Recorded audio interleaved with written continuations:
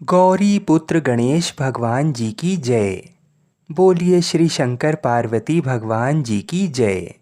जय श्री कृष्णा, राधे राधे। आज भाद्रपद मास का सोमवार है और अमावस्या की तिथि है, तो इसलिए इस दिन को सोमवती अमावस्या के नाम से जाना जाएगा। कुछ स्थानों पर इसे भादों की अमावस्या भी कहते हैं। तो आज मैं आपको सुना रहा हूँ सोमवती अमावस्या की पौराणिक कथा। ये कथा भगवान शंकर व पार्वती जी के विवाह से जुड़ी हुई है। आज के दिन इस पवित्र कथा को सुनने से हमारी समस्त मनोकामनाएं पूर्ण होती हैं और संकट दूर हो जाते हैं। तो आप सभी लोग पूरी श्रद्धा और प्रसन्नचित मन से इस कथा को पूरा अवश्य सुनिएगा।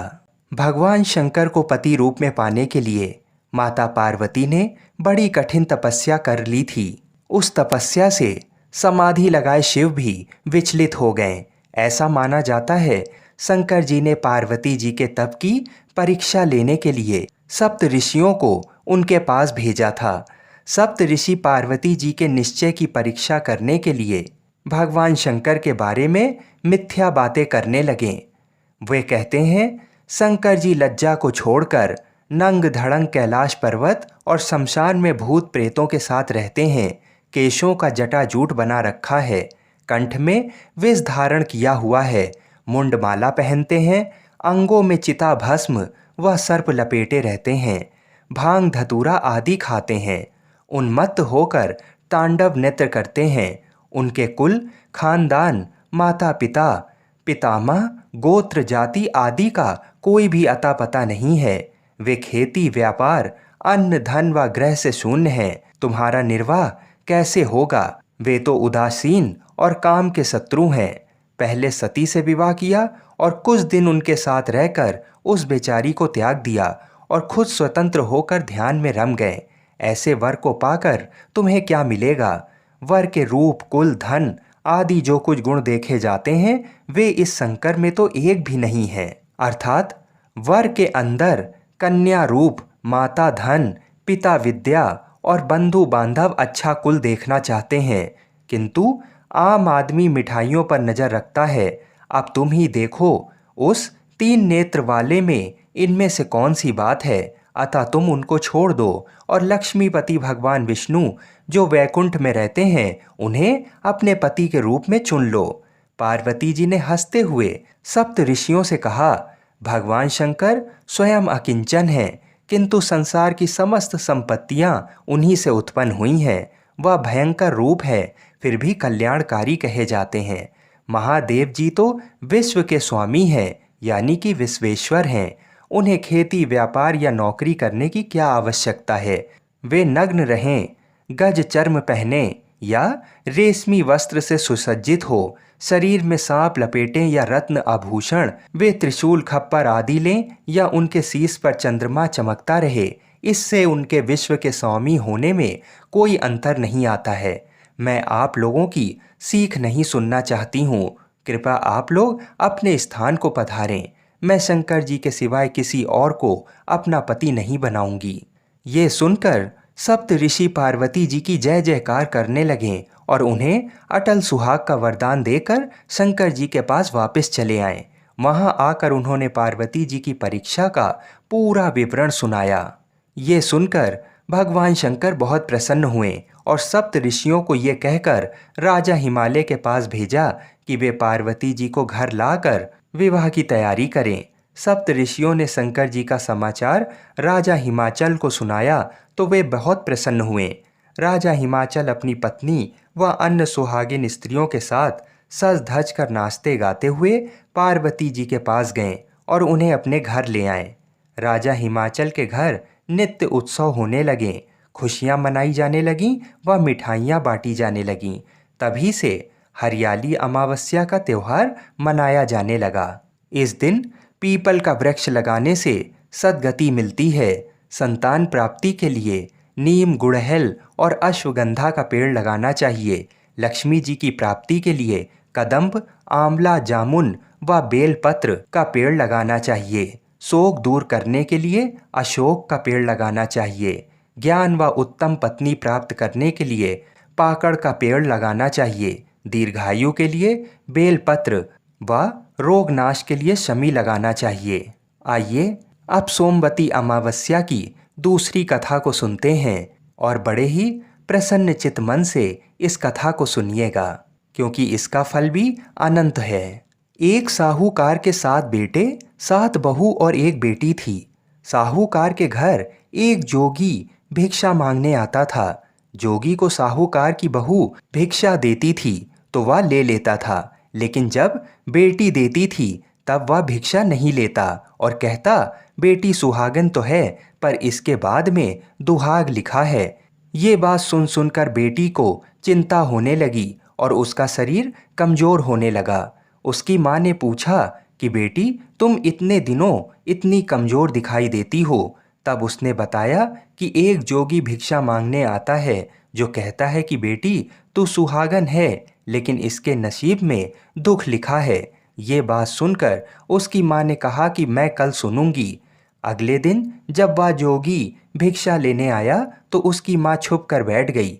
जब बेटी भिक्षा देने लगी तो जोगी ने वही बात फिर से बोली। इतनी बात सुनकर उसकी माँ बाहर निकल कर आई और बोली, एक तो हम तुम्हें भिक्षा देते हैं और तू ऊपर से हमें गाली देता है। तब जोगी बोला कि मैं गाली नहीं देता, जो सच है वही बोलता हूँ, जो इसके भाग में लिखा है वही कहता हूँ। माँ ने जोगी से कहा कि तुम्हें ये पता है कि इसके भाग में दुख लिखा है, तो ये भी बता दो कि ये कैसे दूर होगा। तब जोगी बोला कि 7 समुंदर पार एक सोना धोबन रहती है जो सोमवती अमावस्या का व्रत करती है। अगर वह आकर अपना फल दे दे तो इसका निवारण हो सकता है, नहीं तो विवाह होकर भी इसके पति को सर्प डस लेगा। ये बात सुनकर माँ बहुत रोने लगी और सोना धोबन की तलाश में जाने लगी। चलते चलते रास्ते में तेज धूप पड़ने लगी तो साहूकारनी एक पीपल के पेड़ के नीचे बैठ गई। उस पीपल के पेड़ में एक गरुड़ पक्षी का घोंसला था, जिसमें गरुड़ का छोटा बच्चा था। साहूकारनी को घोंसले के पास एक सर्प जाता दिखाई दिया तो उसने उस गरुड़ के बच्चे को बचाने के लिए उस सांप को मारकर ढाल के नीचे रख दिया। जब गरुड़ और पंखनी आए तो घोंसले के पास खून देखकर क्रोधित हो उठे और साहूकारनी को चोंच मारने लगे। तब साहूकारनी बोली कि मैंने तो तुम्हारे बच्चे की जान बचाई है। ये सर्प तुम्हारे बच्चे को डसने वाला था तो मैंने इसे मार कर गिरा दिया। गरुड़ ने सर्प की ओर देखकर कहा कि तुमने हमारे बच्चे की जान बचाई है, अब तुम्हें जो मांगना है मांगो।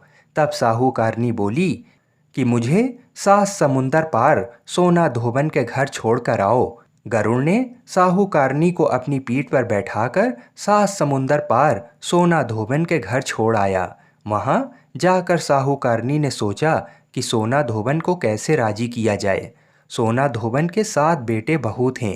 उसकी 7 बहुएं काम को लेकर रोज लड़ाई करती थीं और काम भी नहीं करती थीं। रात को जब सब सो जाते तो साहूकारनी सोना धोबन के घर जाती और घर का सारा काम करती। गायों को नहलाती, घर की सफाई करती, रसोई का काम करती, चौका बर्तन करती, आटा पीसती, कपड़े धोती, पानी भरती और दिन होने से पहले चली जाती।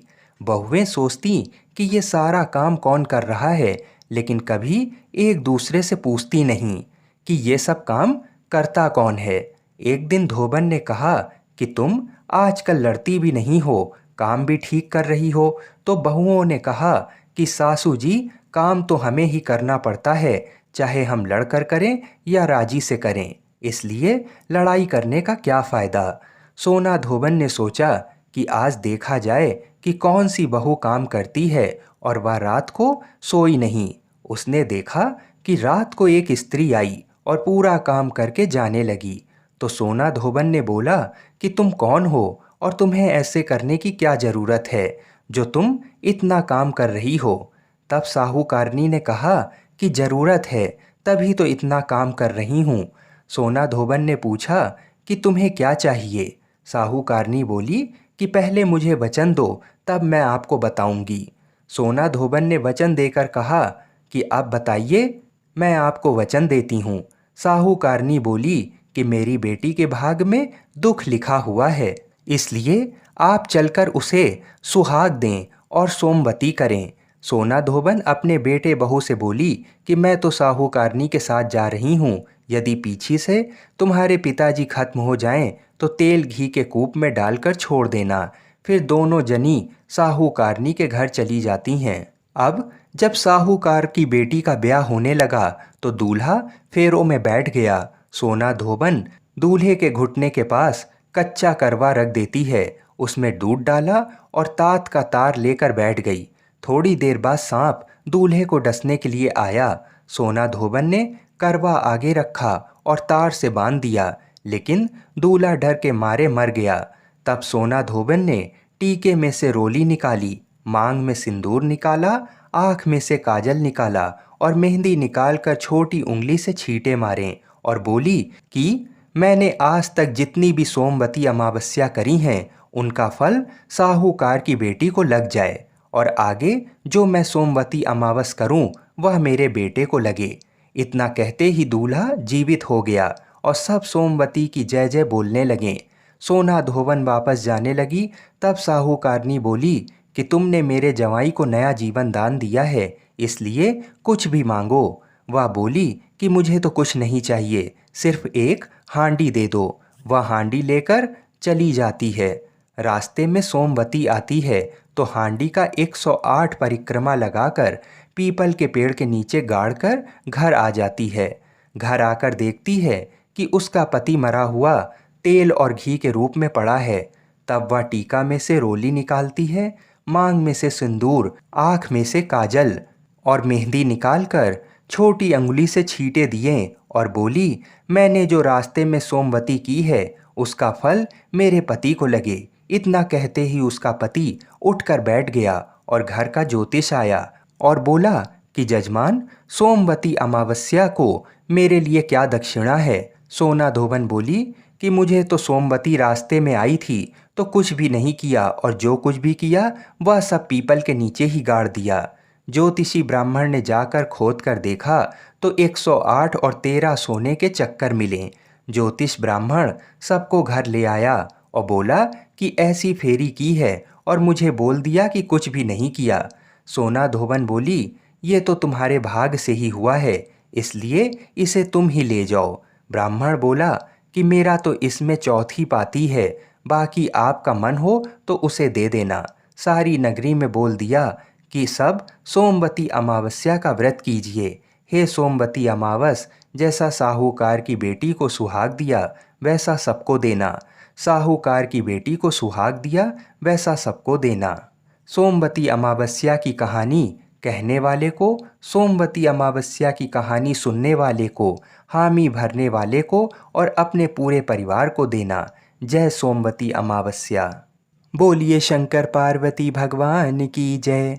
आइए अब मनोकामनाओं की पूर्ति करने वाली कथा को भी सुनते हैं। एक साहूकार था जो भगवान शिव का अनन्य भक्त था। उसके पास धन धान किसी भी चीज़ की कमी नहीं थी, लेकिन उसकी कोई संतान नहीं थी और वह इसी कामना को लेकर रोज शिव जी के मंदिर जाकर दीपक जलाता था। उसके इस भक्ति भाव को देखकर एक दिन माता पार्वती ने शिव जी से कहा कि प्रभु, ये साहूकार आपका अनन्य भक्त है, इसको किसी बात का कष्ट है तो आपको इसे अवश्य दूर करना चाहिए। शिव जी बोले, हे पार्वती, इस साहूकार के पास पुत्र नहीं है, ये इसी से दुखी रहता है। माता पार्वती कहती हैं कि हे ईश्वर, कृपा करके इसे पुत्र का वरदान दे दीजिए। तब भोलेनाथ ने कहा कि हे पार्वती, साहूकार के भाग में पुत्र का योग नहीं है। ऐसे में अगर इसे पुत्र प्राप्ति का वरदान मिल भी गया तो वह केवल 12 वर्ष की आयु तक ही जीवित रहेगा। ये सुनने के बाद भी माता पार्वती ने कहा, हे प्रभु, आपको इस साहूकार को पुत्र का वर देना ही होगा, अन्यथा भक्त क्यों आपकी सेवा या पूजा करेंगे। माता के बार बार कहने से भोलेनाथ ने साहूकार को पुत्र का वरदान दिया, लेकिन ये भी कहा कि वह केवल 12 वर्षों तक ही जीवित रहेगा। साहूकार ये सारी बातें सुन रहा था, इसलिए उसे ना तो खुशी हुई और ना ही दुख। वह पहले की तरह भोलेनाथ की पूजा अर्चना करता रहा। उधर सेठानी गर्भवती हुई और 9वें महीने उसे सुंदर से बालक की प्राप्ति हुई। परिवार में खूब हर्षोल्लास मनाया गया, लेकिन साहूकार पहले की तरह रहा और उसने बालक की 12 वर्ष की आयु का जिक्र किसी से भी नहीं किया। जब बालक 11 वर्ष की आयु का हो गया तो एक दिन साहूकार की सेठानी ने बालक के विवाह के लिए कहा, तो साहूकार ने कहा कि वह अभी बालक को पढ़ने के लिए काशी भेजेगा। इसके बाद उसने बालक के मामा जी को बुलाया और कहा कि इसे काशी पढ़ने के लिए ले जाओ और रास्ते में जिस भी स्थान पर रुकना वहाँ यज्ञ करते और ब्राह्मणों को भोजन कराते हुए आगे बढ़ना। वे लोग ये सब करते हुए ही आगे बढ़ रहे थे कि रास्ते में एक राजकुमारी का विवाह था। जिससे उसका विवाह होना था वह एक आंख से काना था। तो उसके पिता ने जब अति सुंदर साहूकार के बेटे को देखा तो उनके मन में आया कि क्यों ना इसे ही घोड़ी पर बिठाकर शादी के सारे कार्य संपन्न करा दिए जाएं। तो उन्होंने मामा से बात की और कहा कि इसके बदले में वह अथाह धन देंगे, तो वह भी राजी हो गया। इसके बाद साहूकार का बेटा विवाह की वेदी पर बैठ गया और जब विवाह कार्य संपन्न हो गया तो जाने से पहले उसने राजकुमारी की चुंदरी के पल्ले पर लिखा कि तेरा विवाह तो मेरे साथ हुआ है, लेकिन जिस राजकुमार के साथ भेजेंगे वह तो एक आंख का काना है। इसके बाद वह अपने मामा के साथ काशी के लिए चला गया। उधर जब राजकुमारी ने अपनी चुनरी पर यह लिखा हुआ पाया तो उसने राजकुमार के साथ जाने को मना कर दिया। तो राजा ने भी अपनी पुत्री को बारात के साथ विदा नहीं किया। बारात वापस लौट गई। उधर मामा और भांजे काशी पहुंच गए थे। एक दिन जब मामा ने यज्ञ रचा रखा था और भांजा बहुत देर तक बाहर नहीं आया तो मामा ने अंदर जाकर देखा तो भांजे के प्राण निकल चुके थे। वह बहुत परेशान हुए, लेकिन सोचा कि अभी रोना पीटना मचाया तो ब्राह्मण चले जाएंगे और यज्ञ का कार्य अधूरा रह जाएगा। जब यज्ञ संपन्न हुआ तो मामा ने रोना पीटना शुरू किया। उसी समय शिव पार्वती उधर से जा रहे थे तो माता पार्वती ने शिव जी से पूछा कि हे प्रभु, ये कौन रो रहा है। तभी उन्हें पता चलता है कि ये तो भोलेनाथ के आशीर्वाद से जन्मा साहूकार का पुत्र है। तब माता पार्वती कहती हैं कि हे स्वामी, इसे जीवित कर दें, अन्यथा रोते रोते इसके माता पिता के प्राण निकल जाएंगे। तब भोलेनाथ ने कहा कि हे पार्वती, इसकी आयु इतनी ही थी, सो वह भोग चुका। लेकिन माँ के बार बार आग्रह करने पर भोलेनाथ ने उसे जीवित कर दिया। लड़का ओम नमः शिवाय कहते हुए जी उठा और मामा भांजे दोनों ने ईश्वर को धन्यवाद दिया और अपनी नगरी को ओर लौट गए। रास्ते में वही नगर पड़ा और राजकुमारी ने उन्हें पहचान लिया। तब राजा ने राजकुमारी को साहूकार के बेटे के साथ बहुत सारा धन्य धान दे के विदा किया। उधर साहूकार और उसकी पत्नी छत पर बैठे थे। उन्होंने ये प्रण कर रखा था कि यदि उनका पुत्र सकुशल ना लौटा तो वह छत से कूदकर अपने प्राण त्याग देंगे। तभी लड़के के मामा ने आकर साहूकार के बेटे और बहू के आने का समाचार सुनाया, लेकिन वे नहीं माने। तो मामा ने शपथ पूर्वक कहा। तब तो दोनों को विश्वास हो ही गया और दोनों ने अपने बेटे बहू का स्वागत किया। उसी रात साहूकार को स्वप्न में शिव जी ने दर्शन दिया और कहा कि तुम्हारे पूजन से मैं प्रसन्न हुआ। इसी प्रकार जो भी व्यक्ति इस कथा को पढ़ेगा या सुनेगा उसके समस्त दुख दूर हो जाएंगे और मनोवांछित सभी मनोकामनाओं की पूर्ति होगी। बोलिए श्री शंकर पार्वती भगवान की जय। बोलिए श्री राधा कृष्ण भगवान की जय। बोलिए श्री तुलसी शालिग्राम जी की जय। हर हर महादेव। एक समय की बात है जब राम जी वनवास खत्म होने के बाद राज सिंहासन पर बैठे थे। उस समय माता पार्वती और भोलेनाथ घूम रहे थे। तो भोलेनाथ ने देखा कि राम जी के दादाजी का श्राद्ध का भंडारा हो रहा है। तब भगवान भोलेनाथ जी ने सोचा कि चलो मैं भी राम जी के घर चलता हूँ, इसी बहाने राम जी का दर्शन भी कर लूँगा। तो भोलेनाथ ने माता पार्वती से बोला, हे गौरा, तुम कैलाश धाम जाओ और हमारे लिए भोजन बनाओ, मैं थोड़ा देर से आता हूँ। तो माता ने भोलेनाथ की बात मानकर कैलाश धाम को चली गईं और भोलेनाथ पहुँचे राम जी के घर और ब्राह्मणों के साथ पंगत में बैठ गए और भंडारा खाने लगे। तभी ब्राह्मणों को माता जानकी ने पेट भर भोजन खिलाया। उसके बाद सभी ब्राह्मण उठकर चले गए, लेकिन भोलेनाथ बैठे रहे। तो माता सीता लक्ष्मण जी की धर्म पत्नी माता उर्मिला से बोली, सभी ब्राह्मण उठकर चले गए। तो माता उर्मिला बोली, सभी ब्राह्मण उठकर चले गए हैं, केवल एक ही बैठा है। तो माता जानकी जी बोली, अच्छा कोई बात नहीं, थोड़ा भूखा होगा, इसे और भोजन खिला दो। तब माता सीता और माता उर्मिला सभी सखियां भोलेनाथ को भर पेट खाना खिलाने लगीं। भोलेनाथ खाते गए, लेकिन भोलेनाथ की भूख ना शांत हुई और वे भोजन खाते ही गए। माता जानकी के रसोई का सारा सामान खत्म हो गया, लेकिन भोलेनाथ उठे नहीं। तो माता सीता जल लेकर भोलेनाथ के पास गईं और बोली, बाबा पानी पी लो। तब भोलेनाथ बोले कि जब आधा भोजन खा लूँगा तो पानी पी लूँगा।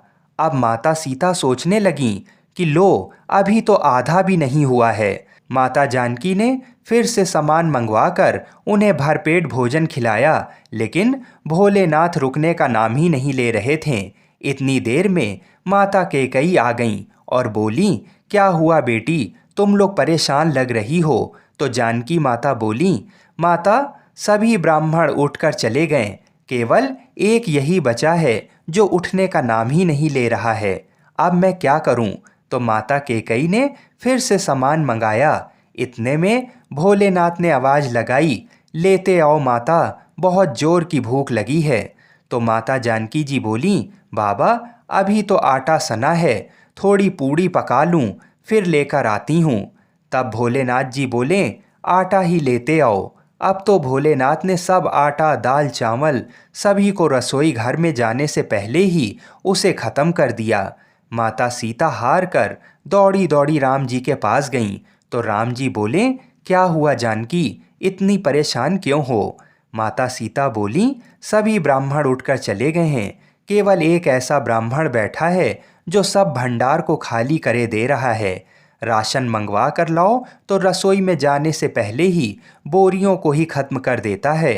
तो राम जी बोले, चलो मैं देखता हूँ कि कौन ऐसा है। राम जी गए तो देखते ही पहचान गए कि ये तो मेरे भोलेनाथ हैं। राम जी ने मन ही मन भोलेनाथ को प्रणाम किया और बोला, जानकी इनको कोई नहीं खिला सकता, इनको तो अन्नपूर्णा ही खिला सकती हैं। और राम जी ने मन ही मन माता पार्वती जी को बुलाया। तब माता पार्वती जी प्रकट होकर बोली, क्या हुआ श्री राम जी, आपने मुझे क्यों याद किया। तो राम जी बोले, माता ये बाबा तो उठने का नाम ही नहीं ले रहे हैं, जरा देखिए तो। माता पार्वती जी बोली कि इन्होंने तो कहा था कि पार्वती तुम कैलाश पर खाना बनाओ, दोनों साथ में खाएंगे, और स्वामी स्वयं यहाँ पे खा रहे हैं। तो माता पार्वती जी बोली, मैं देखती हूँ, रुको। और माता ने एक लड्डू भोलेनाथ जी की थाली में रख दिया। भोलेनाथ उस लड्डू को खाने लगे। अब तो भोलेनाथ खाते गए, लेकिन लड्डू खत्म हो ही नहीं रहा था। भोलेनाथ ने सोचा, ये लड्डू खत्म क्यों नहीं हो रहा है, और ये तो जाना पहचाना लड्डू लग रहा है। भोलेनाथ जी ने सोचा कि ये कौन सा लड्डू माता सीता उन्हें खिला रही हैं। तब उन्होंने नज़र उठाकर माता सीता को देखना चाहा। तब सामने माथे पर लाल बिंदी लगाए स्वयं अन्नपूर्णा माता पार्वती खड़ी थीं। माता बोली, और कितने लड्डू रख दूं। माता पार्वती को देखते ही भोलेनाथ बोले, बस हो गया, और मेरा पेट भी भर गया है। भोलेनाथ उठ गए और सीताराम जी ने भोलेनाथ और माता पार्वती जी का बहुत बहुत आदर सत्कार किया। तब भगवान भोलेनाथ ने प्रसन्न होकर माता जानकी को अखंड सौभाग्यवती होने का वरदान दिया और दोनों जन अंतर ध्यान हो गए। बोलिए शंकर पार्वती भगवान की जय। आइए अब मनोकामनाओं को पूरी करने वाली दूसरी कथा को सुनते हैं। बहुत प्राचीन काल की बात है। एक पुरुष का नया नया विवाह हुआ था। वह गौने के बाद दूसरी बार पत्नी को लिवाने के लिए अपनी ससुराल पहुंचा और उसने सास से कहा कि बुधवार के दिन ही पत्नी को लेकर अपने नगर को जाएगा। उस पुरुष के सास ससुर ने और साले सालियों ने उसको बहुत समझाया कि बुधवार को पत्नी को विदा कराकर ले जाना शुभ नहीं है, लेकिन वह पुरुष अपनी जिद से टस से मस नहीं हुआ। विवश होकर सास ससुर को अपने दामाद और पुत्री को भारी मन से विदा करना पड़ा। पति पत्नी बैलगाड़ी में चले जा रहे थे। एक नगर के बाहर निकलते ही पत्नी को प्यास लगी। पति लोटा लेकर पत्नी के लिए पानी लेने गया। जब वह पानी लेकर लौटा तो उसके क्रोध और आश्चर्य की सीमा ना रही, क्योंकि उसकी पत्नी किसी अन्य पुरुष के लाए हुए लोटे में से पानी पीकर हंस हंस कर बातें कर रही थी। क्रोध में आग बबूला होकर वह उस आदमी से झगड़ा करने लगा, मगर ये देखकर उसके आश्चर्य की सीमा ना रही कि उस पुरुष की शक्ल उस आदमी से हूबहू मिलती थी। हम शक्ल आदमियों को झगड़ते हुए जब काफी देर हो गई तो वहां आने जाने वालों की भीड़ एकत्र हो गई। सिपाही भी आ गए। सिपाही ने स्त्री से पूछा कि इन दोनों में से कौन सा आदमी तेरा पति है, तो वह बेचारी असमंजस में पड़ गई, क्योंकि दोनों की शक्ल एक दूसरे से बिल्कुल मिलती थी। बीच राह में अपनी पत्नी को इस तरह लुटा देख उस पुरुष की आंख भर आई। बुद्ध प्रदोष व्रत कथा के अनुसार इसके पश्चात वह शंकर भगवान से प्रार्थना करने लगा कि हे भगवान, आप मेरी और मेरी पत्नी की रक्षा करो। मुझसे बड़ी भूल हो गई जो मैं बुधवार को पत्नी को विदा कराने लाया। भविष्य में ऐसा अपराध कभी नहीं करूँगा।